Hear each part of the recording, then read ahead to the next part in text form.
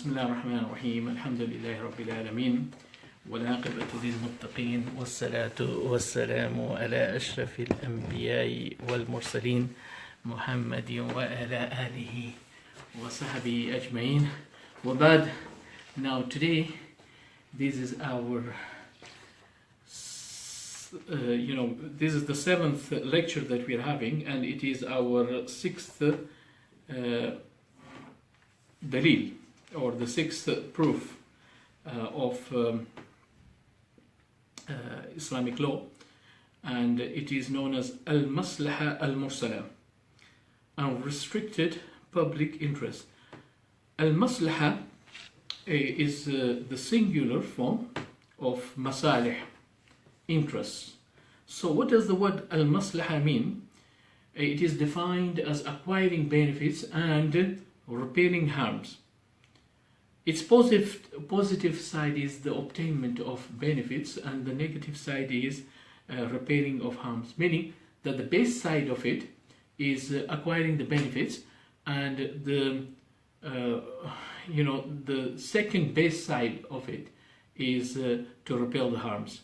So if we have a scenario where we have benefits on one side and harms on the other side, as we have done in Maqasid before, and the harms outweighing the benefits, then obviously what will happen is that we will try to repel the harms rather than acquiring the benefits first.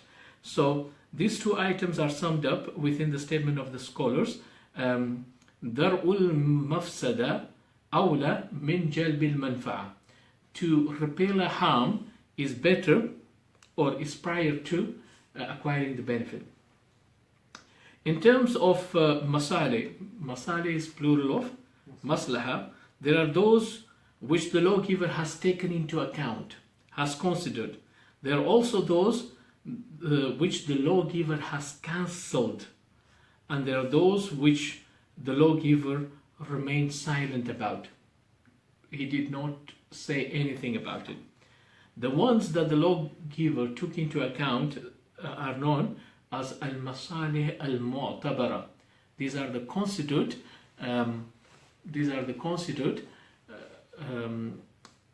interests, and the ones which the lawgiver cancelled out, dismissed, are known as Al-Masālih al-Mulgha, cancelled interest. As for the ones that the lawgiver did not mention, they are known as Al-Masālih al-Mursalah, unrestricted public interests. So Al-Masālih al-Mu'tabara, considered interest, have been, these are the ones that the lawgiver has considered them by making laws, and also making injunctions such as the protection that are related to the protection of religion, life, sanity, honor, and wealth. So the lawgiver has legislated, for example, to strive in the path of Allah subhanahu wa ta'ala in order to protect life. So protection of life is a maslaha. It is an interest that needs to be protected. And to protect that interest, the lawgiver did not mention it clear-cut, you have to protect the religion. But he said that, look, it is important that you strive in the path of Allah Ta'ala. With that, your religion will be protected. To serve the deen, your religion will be protected. Similarly as Qiyas. Qiyas, we have on the other side, we have a maslaha, interest, that is protection of life. And thus Allah subhanahu wa ta'ala related to this maslaha, related to this we would say this considered, interest, Allah subhanahu wa ta'ala has legislated qisas, because this legal retribution for murder acts as a protection of life. It creates a deterrence, and that deterrent stops, meaning that deterrence stops people to take other people's lives. Does that make sense? Yes? I'll try to pick this message. So we have also, we find that the had punishment for the drinker of wine, it's there in order to protect the sanity of the drinker. His intellect is protected. Otherwise, what will happen is that he will act like an insane. He will not be able to transact. He will not be able to fulfill his obligations, and his normal way of life will be impacted. And this is the reason why many people who drink, they usually drink outside their working hours.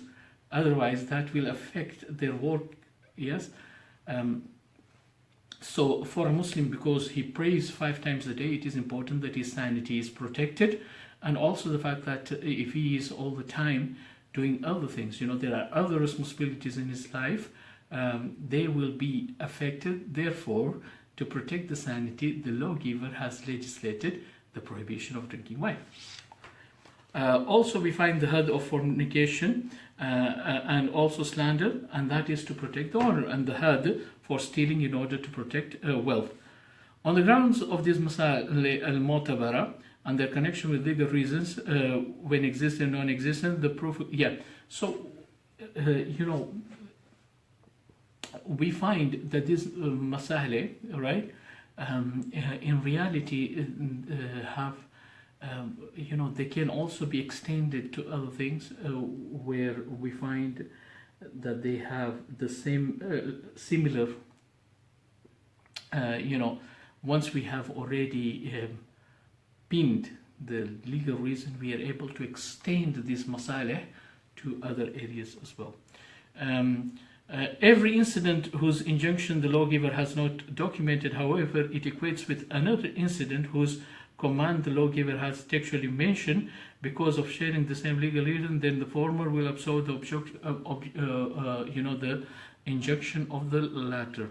So we find that these Masālih are also branched out into other areas that may share the same legal reasons. Then we have the Al-Masālih al-Mulghat. Al-Masālih al-Mulghat in reality are those interests that the lawgiver has cancelled out. Yes?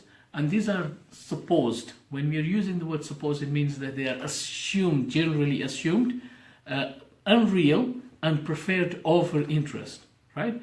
Meaning that human intellect may assume them to be what we'd say to be the.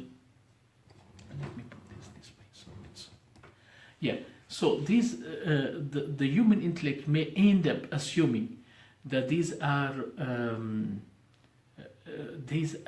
interests, right? But that assumption happens to be wrong. Yes, because Allah knows the reality. Yes. Also, sometimes the human intellect might think they're real, but in reality they are unreal, and sometimes. There might be reasons to prefer other things to those interests. Therefore, the lawgiver has cancelled those interests out. So, to the human intellect, it might be seen as an interest, right? Because human intellect can only work to an extent. But Allah subhanahu wa ta'ala, with His great wisdom and His encompassing wisdom, Allah subhanahu wa ta'ala takes that as not being an interest, therefore Allah Himself cancels it. So it is cancelled, a cancelled interest. This is the reason why they are known as Al-Masālih al-Mulghat. This is because the lawgiver dismissed them and did not take into consideration when legislating. These interests are known as Masālih al-Mulghat. Amongst their example is the example of equality in the distribution of inheritance between the gender. So the human intellect may say that it is important, and even today that's what's happened. They say, well, rationally, human intellect might say, oh, the boy and the girl, they should receive equal shares, and even the human rationality might go one step forward and say, oh, well, the boy is able to fend himself better than the girl, therefore he should receive lesser than the girl. Yes, but the lawgiver said no, said the opposite, that he should receive 2 shares and the girl should receive 1 share. Now the human intellect only works to an extent, yes, but the lawgiver has cancelled out that interest that is being assumed by the human intellect. So this is one of the example. Like for example, Allah subhanahu wa ta'ala says, يُوصِيكُمُ اللَّهُ فِي أَوْلَادِكُمْ لِلذَّكَرِ مِثْلُ هَذِّ الْأُنثَيَيْنِ. Allah directs you concerning your children. For a male there is a share equal to that of 2 females. Another example is the benefit of the lender who charges interest. Yes, usually the human intellect says that, look, there is nothing wrong in taking interest into consideration because of the fact that interest is something of benefit. Like for example, riba. Riba is something of interest. So the human intellect says, well, that's fine.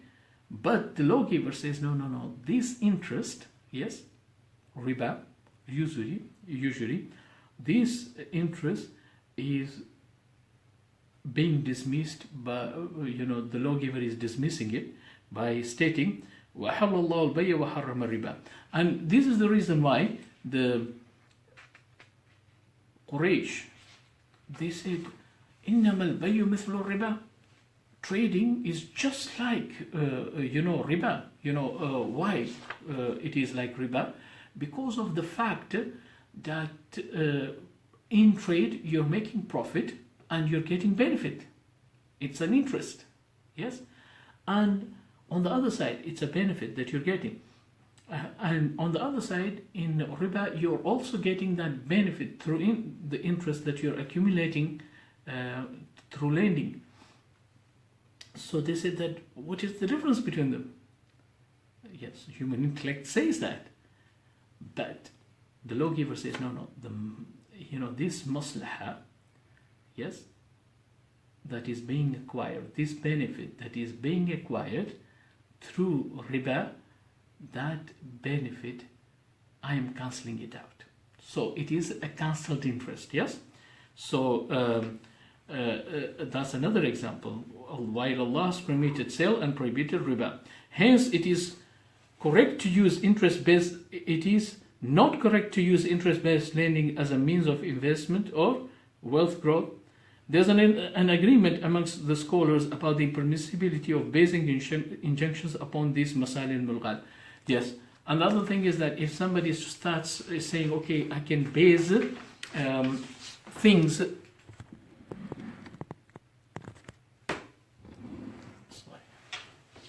Yeah, if somebody ends up saying that I can base the laws, I can base injunctions using these cancelled interests, we will say that no, this is something not allowed.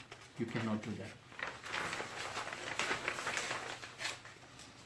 Now, the third type of Masālih interest, this is Al-Masālih al-Mursalah. These are absolute or unrestricted public interest.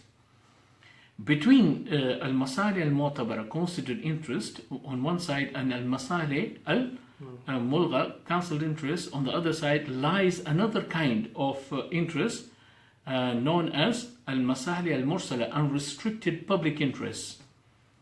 Within the circles, yes, and that is well known within the circles of jurisconsulates, that is usuli experts.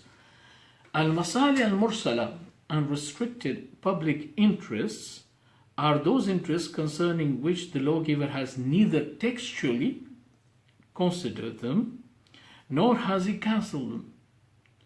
Yes. Rather, he has remained silent about them. So it's somewhere between consideration and cancellation. So it is between that, and there is silence regarding these interests. They are known. They are known as interests al-Masālih because they bring in benefits and repel harms. The reason why they are known as Masālih, though they are silent, the lawgiver is silent about them, is because of the fact that we know for definite that though the lawgiver has not mentioned anything about them, they do bring benefits and they also repel harms. And they're Mursalah because of the fact that they're absolutely unrestricted by the lawgiver in terms of concentration and cancellation, as I've mentioned before. Rather, the lawgiver has remained silent instead. Thus, these interests will appear on newly happened issues. Where will these interests occur? In newly happened issues concerning which the lawgiver has never mentioned before. Previously, they have not been mentioned, nor there exists any analog to base qiyas upon. However, they contain an appropriate descriptor that allows legislating an injunction in order to establish a benefit or prevent harm, such as the interest that drove to create registers to entrust liability to the manufacturer and to punishing a group who was responsible for the murder of an individual.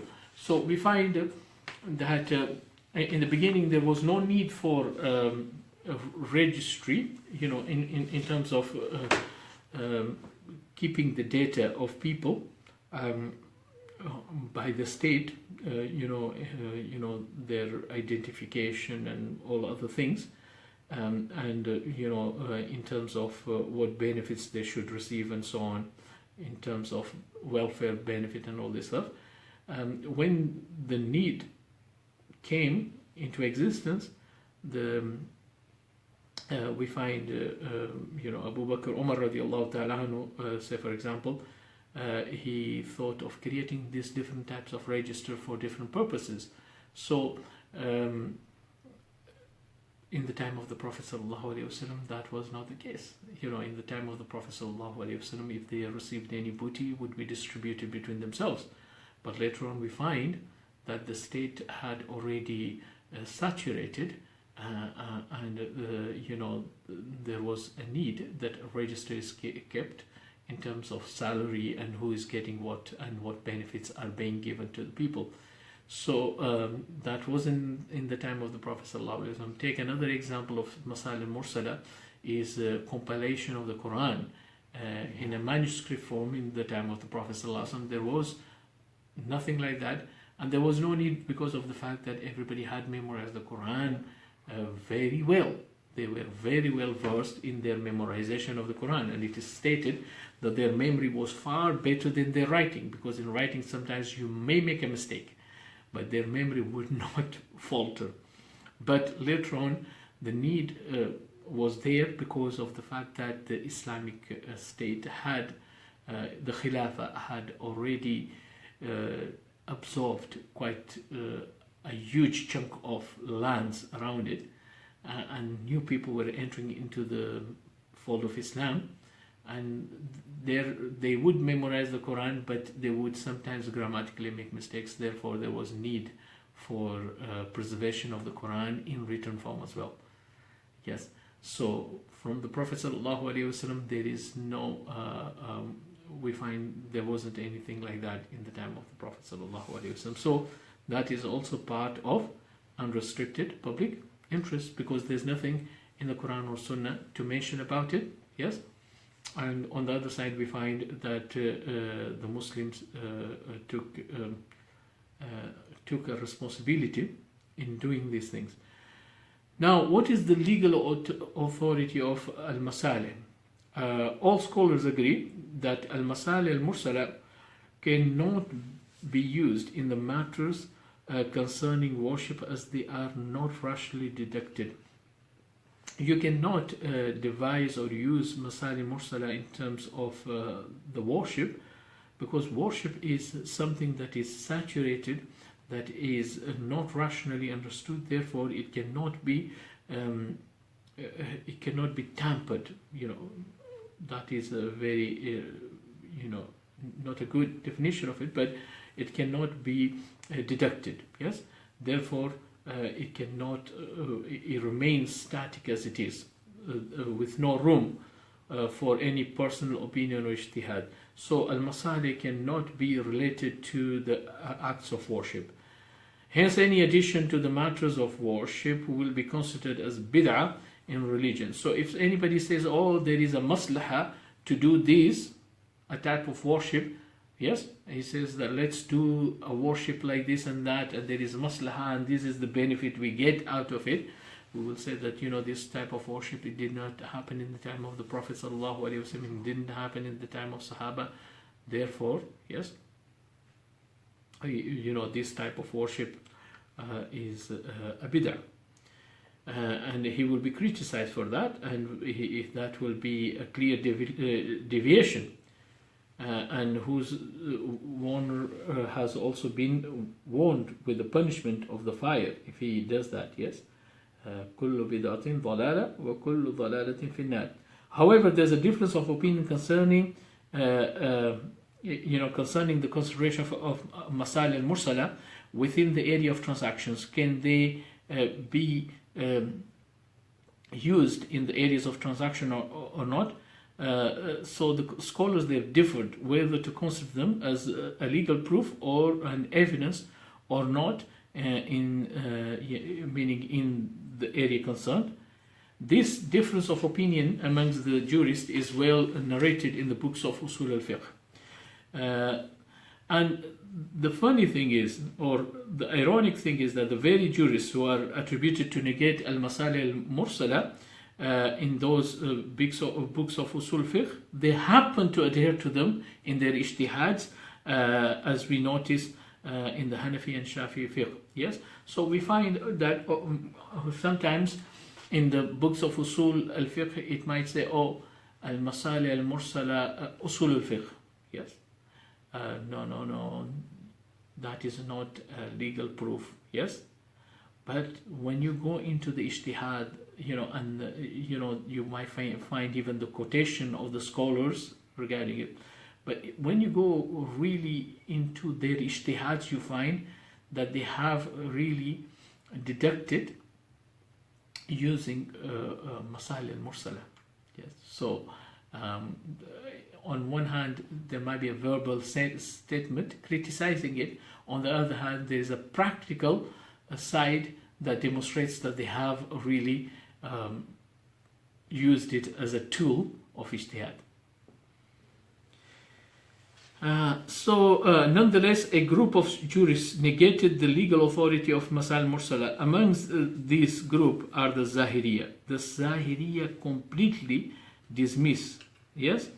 And since they dismiss Qiyas, fortiori, they will negate al-Masālih al-Mursalah.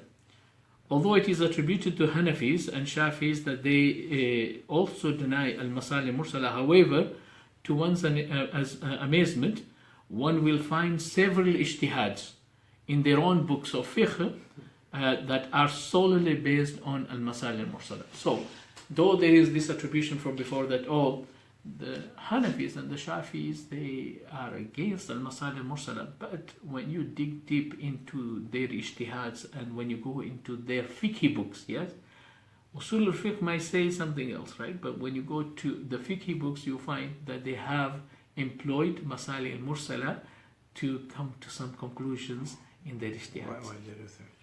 Yeah.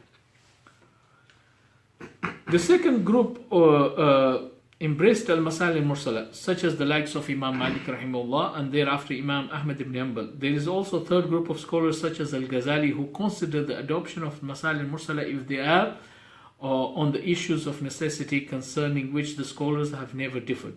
So Imam Al-Ghazali says, okay, Masālih al-Mursalah, if it is to do with necessity, then that's fine. we will take into consideration. If they are not necessary, then we will not take into consideration. We will not call them as a legal proof. The likes of Ghazali adopted al-Masālih as long as they are necessary, definite and universal. Yes? So first they have to be definite. The second is that they have to be necessary and universal. The third, yes. It is now worth to mention the proofs on which the deniers of al-Masālih al-Mursalah have relied, and then the proofs of those who believe in them. And lastly, it will be worthy to a certain preference to one of the positions to the other. So in the beginning we will see those who have criticized al-Masālih al-Mursalah. What are the proofs they've brought, and what is the counter argument that can be furnished against them. Then second, we will look at the proofs of those who believe in Masālih al-Mursalah. And lastly, we will try to try to work out which one is the best opinion of the two. And then conclusively, a mention will be made of some of the jurists who maybe their jurisconsults, meaning usuliyin, might have criticized on Masālih, or they might have negated it, but those very jurists, right, have used Masālih al-Mursalah in their ijtihadat. We will look at that as well. Yes. So we'll look at those examples. So first and foremost, the proofs of those who criticize al-Masālih al-Mursalah, unrestricted public interest, and their counter arguments. First, this is their first argument, right? Their first argument, and the counter argument is given later. Their argument is the wise lawgiver has legislated injunctions based on the interests of the servants. So they're fine. They do believe that the wise lawgiver has legislated injunctions based on the interests, right? But he did not leave any, meaning he did not leave any interest by negligence, or nor did he forsake any maslahah without legislating it. Hence, to opine that there are al-Masālih al-Mursalah and restricted public interest means that the wise lawgiver forsook, some injunctions which were meant to establish those interests. This conception contradicts with the Quranic statement, أَيَحْسَبُ الْإِنسَانُ أَن يُتْرَكَ سُدًى?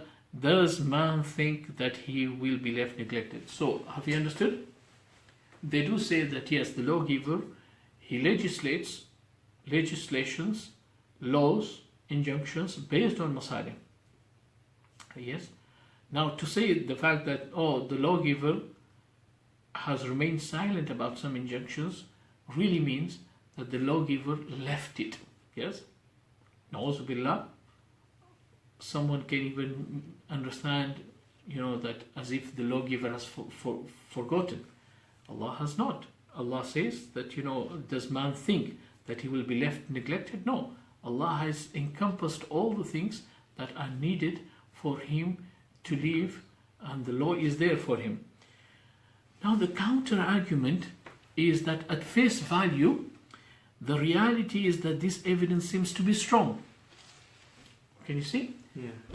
The way they have formulated the argument itself at face value seems that it's a strong evidence. However, when you start scratching it, yes, and you start pondering over it, it becomes clear this argument itself is weak. It is true that Islamic law took into consideration the interests of the servants of Allah and legislated injunctions that drive towards them. However, it did not textually mention all the particularities that will emerge until the Day of Judgment. It's true. Their argument to this extent is true, saying that yes, Allah has legislated laws that are based on interest. That's fine. But that is fine. But you have to add the fact that Allah did not go through all the particularities and all the details that will happen later on. Otherwise, if Allah did so, what would happen? The Quran would be in about 1,000 volumes. Does that make sense? Yeah. The law of Allah subhanahu wa ta'ala would be so all these particularities were not taken in. It only mentioned a few of them. Obviously, those that have been mentioned, they usually play as universal rules. Yes? It also pointed towards the fact that all its injunctions and principles reinforce the reality that the intent and objective of the lawgiver is to realize these Masālih. If you look at you also, this is again because a counter argument against those who deny it, it is as if pointing finger towards them and saying that, look, if you look at at these injunctions that are already in the Quran and Sunnah, they reflect the fact that the objective of the lawgiver is to consider interests.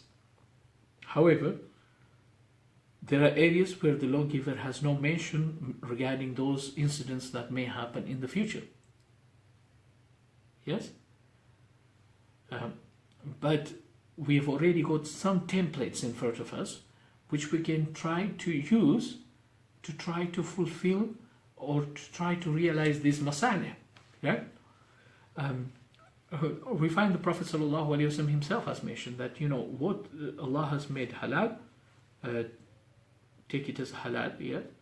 And those things which Allah has made haram, and in where the lawgiver has remained quiet, yes, do it. You're given that, so in another hadith of the Prophet ﷺ, we find the Prophet ﷺ says that ihris ala ma yanfuk, show your interest towards those things that benefit you. Yes? So, there are interests that the lawgiver has not mentioned. And the fact that the lawgiver has not mentioned is purposefully, to allow you to do ijtihad on them. And ponder and read them. Definitely. Yes? Yeah. That's what it is. So,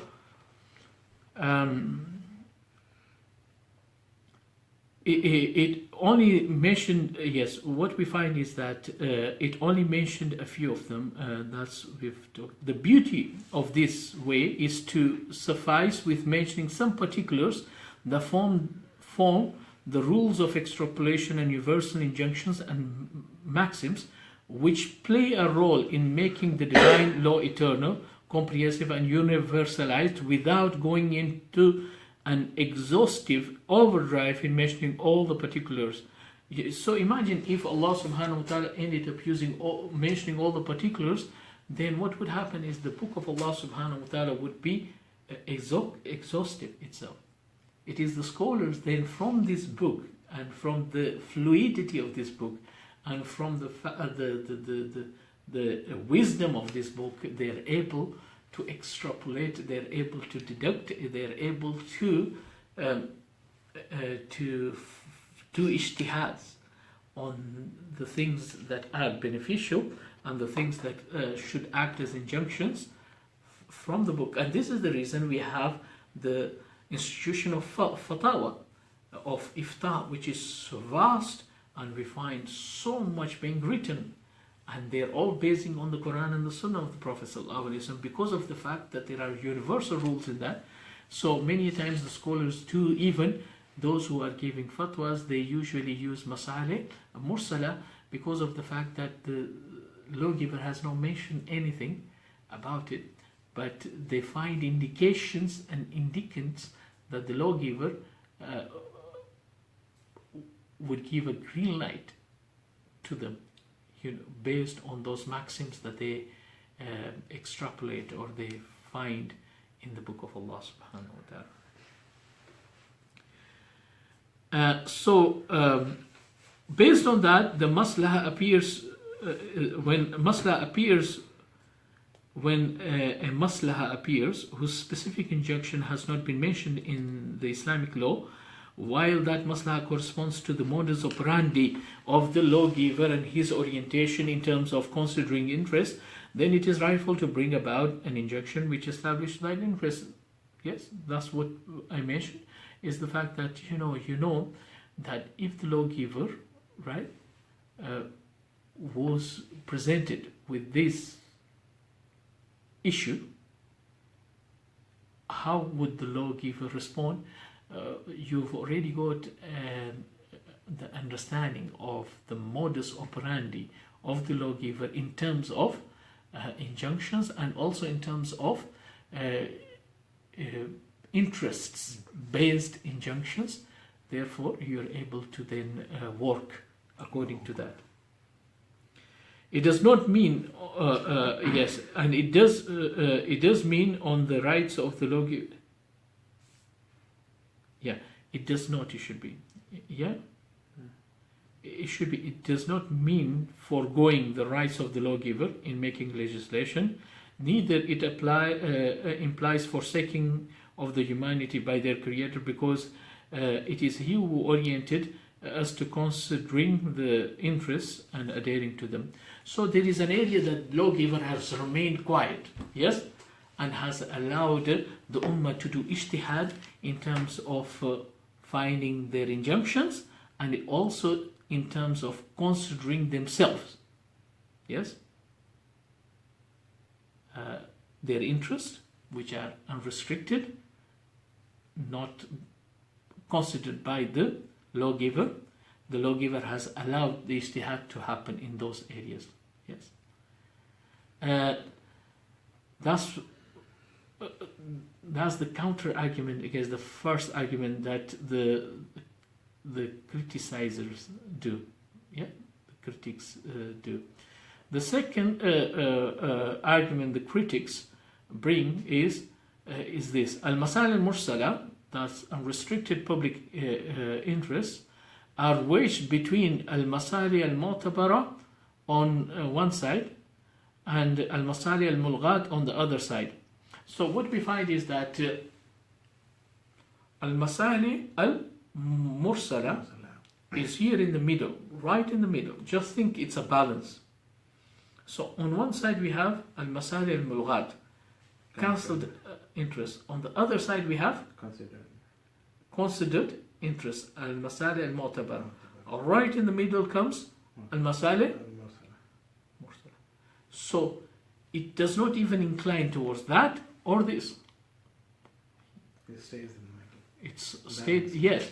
So their argument is that how are you trying to connect it with the considered interest whilst they're right in the middle? They're wedged between both. So that's their argument. There's an equilibrium in the position of Al-Masālih al-Mursalah for it being right in the middle between Al-Masālih al-Mu'tabara as well as Al-Masālih al-Mulghāt. An equilibrium resists any inclination towards either side. Is that right? Yes? It does not allow you either to go there or this.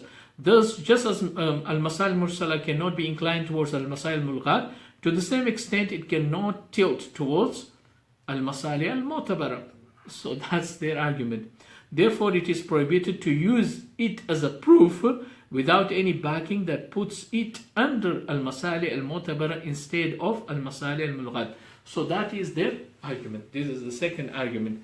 So the answer to this argument is that this argument that they have given to us is weak.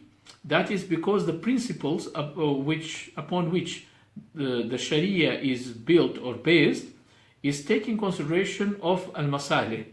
Its cancellation is an exempted rule. Yes. So what we find is that Sharia primarily, yes, and principally, yes, primarily and principally has taken Masālih into consideration. Yes. And the cancellation of some of the Masālih is an exemption to the rule. Right?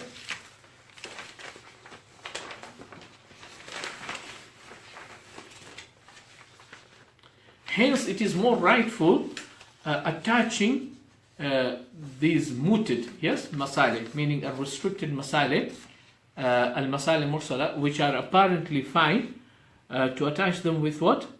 With al-Masālih al-Mu'tabara, then with al-Masālih al-Muqaddara. Did you get it? Number 3, this is their third. The critics come with the third argument. They say, upholding interest, Masālih can prompt the ignorant folks to tamper with the process of legislation, thus leading to chaos, confusion, and mix-ups. Additionally, it can open the doors for the corrupt leaders and judges to legislate anything in accordance to their whims and desires. They can manipulate the legislation to conform to their desires after dressing it up with clothing of basing it on the interest al-Masālih and applying cosmetics of religion on it. This leads to the accusation of hijacking of religion by oppressors and corrupt leaders elements. So they said that if you start using al-Masālih, in other words, it can be a tool of manipulation, can be a tool where people then they can say, oh no. You say, oh, this is wrong. They say, no. This is right for us. Why? Because it's according to Maslah.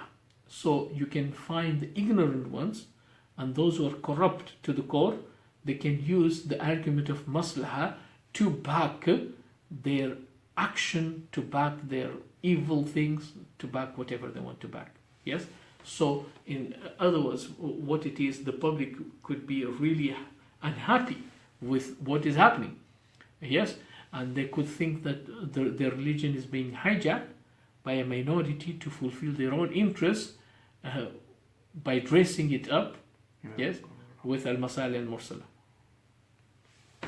So the answer to that is, it is possible to refute this criticism by stating that the process of adopting al-Masālih al-Mursalah entails grounding it on the proofs contained in Islamic law to either consider it or cancel it. Yes. So the answer is that, al-Masālih al-Mursalah is not, oh no, why are you doing these things? Why are you doing this operation? Why are you doing this act? Oh, we are doing it based on Maslahah. Yes. This is what the critics are saying, that people can say that. Even the ignorant ones can say, oh, the reason why we are allowing this is based on Maslahah. Why are you allowing riba? Oh, we are allowing it based on Maslahah. Why are you allowing some of the haram things, whatever? Yes. So it can be, it is possible to refute them. Yes, refute this criticism by saying that, look, al-Masālih al-Mursalah is not, it is based on ijtihad. Yes, and somebody who does not have the tools of ijtihad and he starts saying, oh, blah blah blah blah, and starts blurbing and starts saying that he came to this conclusion through Masālih. At that moment we will tell him that, how did you come to that conclusion? Yes, how are you using Masālih? Can you explain to us? And now if he is an ignorant person, he will be muted. Yes, and he will be he will be exposed. So it is not a blind process. It's not a blind process based on one's whims and desires without any recourse to the textual proofs for backing it. Yes, so usually al-Masālih does not come like that. You will ask if somebody says, oh, we have said that this is fine based on Maslahah. So we'll say that, okay, you're saying based on Maslahah, how did you come to that conclusion? What have you used to conclude? Yeah. Hence, it needs ijtihad from an expert if, on the other hand, the ignorant ones attempt to misuse al-Masālih al-Mursalah for their own interest. They will be discovered by the scholars soon. Thus, the public will be safe from their evil. As for its misuse by the corrupt leaders, that's another problem. Yes, the remedy is not by closing the door of Maslah al-Mursalah due to them, rather by keeping this proof intact and by the Ummah taking responsibility to guide the leadership, keeping them in check or demanding their resignation from their position. Yes, if you find some crook, right, who becomes a leader who says, no, we have to create an equality in inheritance between this and that. Yes, say for example, the Quran says yes, that is yes. But let's give an example of al-Mursalah, where somebody ends up says, well, the Quran doesn't say anything about it, the Sunnah doesn't say anything about it, so therefore this is fine, right? But when you look at this, you find that there is a harm in that. Yes, again, based on the modus operandi of the lawgiver, you find there is harm there, right? So you will ask that person that, how did you come to that conclusion? He will say, I came to conclusion with this. He will be discovered. Now, the other problem is where a corrupt leader, right, or a corrupt crook who is sitting, yes, on the chair of the public office, happens to do that, the same thing, then it is the responsibility of the Ummah to try to give him good advice, to try to tell him that, brother, this is not right, yes? And if it doesn't work, in some places you are allowed to demand his resignation for him doing that silly thing, yes? Now, the proof of those who accept Al-Masālih al-Mursalah, they said that Islamic law has been legislation to establish the interests of the servants of Allah. Even the critics do believe in that. Textual evidences and their various injunctions have pointed towards this reality that the lawgiver has legislated for the benefits and taking the benefits and the interests of the servants into consideration. Adhering to the al-Mursalah goes hand in hand with the nature of Islamic law. It's not going against it, right? And it goes hand in hand with the foundation of this divine law and the objective that this divine law seeks to achieve. Now, this is the correct position expressed by the majority of scholars. Take an example of Al-Masālih. Al-Masālih, rahimahullah, says Sharia has only been legislated to realize the Masālih of the servants of Allah in this world and the hereafter, and to repel the evils from them. As you can see in Al-Muwafaqat of Shātibi. Again, the famous jurist Al-Izz ibn Abd al-Salam, he says the whole corpus of Sharia is based on interest. Either it is there to repel evils and harms or to obtain interest. You can find that in Qawaid al-Ahkam of Al-Izz ibn Abd al-Salam. Ibn Qayyim rahimahullah says Sharia, that is Allah's law, is based and founded on wise purposes and interests of the servants in this world as well as in the hereafter, and that law, meaning that divine law, is in its entirety justice, mercy, interest, and wise and wisdom. Hence, any issue which exists, which exits, meaning that any issue that exits the realm of justice and leads to injustice, or leaves the realm of mercy by going to its opposite side, or leads from interest to corruption, or from wisdom to vainness, cannot be part of Sharia, even if it was inserted therein through some source of interpretation, because Sharia is the justice of Allah subhanahu wa ta'ala amongst His servants, His mercy amidst His creations, His shade on this earth of His, and His wisdom that acts as a proof of His existence, and also as a strong, complete and irrefutable proof of the truthfulness of His Messenger sallallahu alaihi wasallam. A simple textual analysis and deduction of the sacred texts of Sharia strongly point and back towards the statements of the scholars.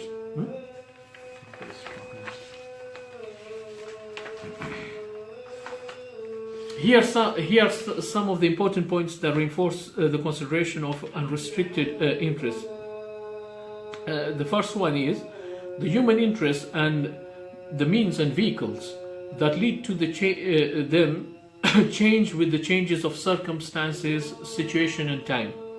Hence, it is impossible to enumerate them in detail and beforehand, because human circumstances and situation change, and therefore the injunctions also change accordingly. الأحكام تتغير بتغير الزمان والمكان. That the injunctions change because of the times, the changes that happen in time, circumstances. You could be in a circumstance where something which is haram becomes halal for you because of necessity. Say, for example, you're dying. Yes? Can you drink your own urine? Normal circumstances, no.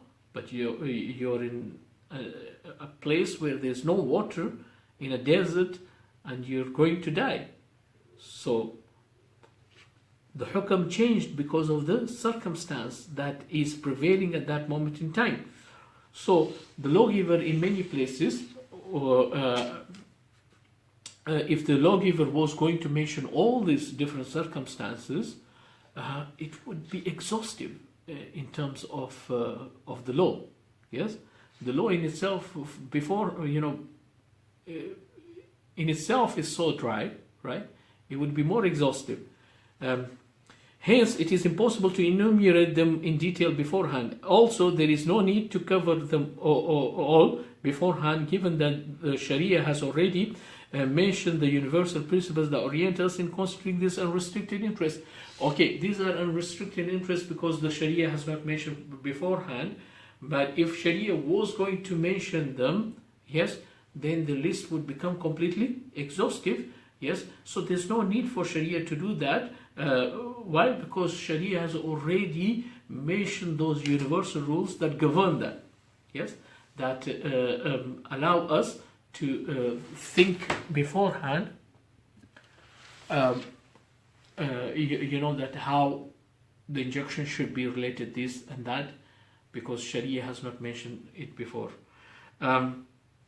So God forbid, on the other hand, if we begin to restrict ourselves with dealing with and considering only those interests related to which specific textual evidences have been pronounced, then we have really and unwantedly limited a wider area and have denied the humanity from taking advantage to many permissible and desirable interests, right? So if we start saying, no, we will only base to those interests that the Quran and Sunnah has mentioned, and any other interest that the Quran and Sunnah has not mentioned, we will not take that into consideration, then what we are going to do is we will restrict the humanity, to a very, we'll narrow them, Take an example, in the time of the Prophet ﷺ, there wasn't internet, yes? Mm-hmm. Yes? There's nothing in the Quran and Sunnah saying about this. Obviously there are benefits, there are harms in it. The scholars will say that, look, the benefits outweigh the harms, and there is also the human. It's the humans who have to really. So it's unrestricted interest, public interest. So if somebody starts saying that no, you can't use it, right? Imagine the hardship that it would create to a modern man who relies on the internet to send his messages, to receive messages, to receive news, to do many other things. Yes? So that would be, unfortunately, this approach goes against the universality of the Islamic law and its eternity. Therefore, taking this approach is incorrect. So anybody who says, well, there's no anything in the Quran and Sunnah, therefore you should not do the internet, don't go in that, yes, because there's nothing in the Quran and Sunnah, then that is a reality restricting the deen of Allah subhanahu wa ta'ala, where you are not allowed to. The mujtahid among the companions of the Prophet sallallahu alaihi wasallam and those who came later on, they did take consideration of interest in their ijtihads, meaning those unrestricted interests, and they built injunctions upon them without any opposition to their resolve. This reality points towards the soundness of this principle and correctness of this approach. Yes, their agreement, for example, on this signifies ijma on this approach. So the fact that we find that the mujtahids amongst the Sahaba, they did use Masālih al-Mursalah, and that in itself shows their ijma in that, because there wasn't any opposition between them. Take an example of compilation of the Quran and so on. Among the issues on which our pious predecessors utilized the argument of unrestricted public interest to reach that conclusion is the example, as I mentioned, the compilation of the Quran on one single manuscript, the consensus of the Muslims to adhere to that single copy as well, granting the right to inherit to the woman whose dying husband divorces her with the intention of denying her of her right to inherit, as the Hanafiya, Maliki, and Hanbali and Shafi'iyya have decided. Shafi'iyya in their older opinion, making the manufacturer liable to the loss of the property of the public under their custody, unless that loss occurs by an uncontrollable force or court's act. So we find that even the Hanafiya, Malikiya, Shafi'iyya, the Sahaba radiallahu ta'ala, they did, take an example where a woman, a dying husband says, okay, he ends up divorcing his wife. And the reason is that he wants to deny her of receiving the inheritance. The Fuqaha said that because of that divorce that has happened at that stage, for no reason at all, right, she will still receive the inheritance. Whereas, according to the rules of Sharia, she shouldn't, if we are too literal about it, she wouldn't. Yes. So we find that Masālih al-Mursalah has been taken into consideration. So should we stop here, Hisham? It is 10:09. Yeah. Okay. Assalamu alaikum.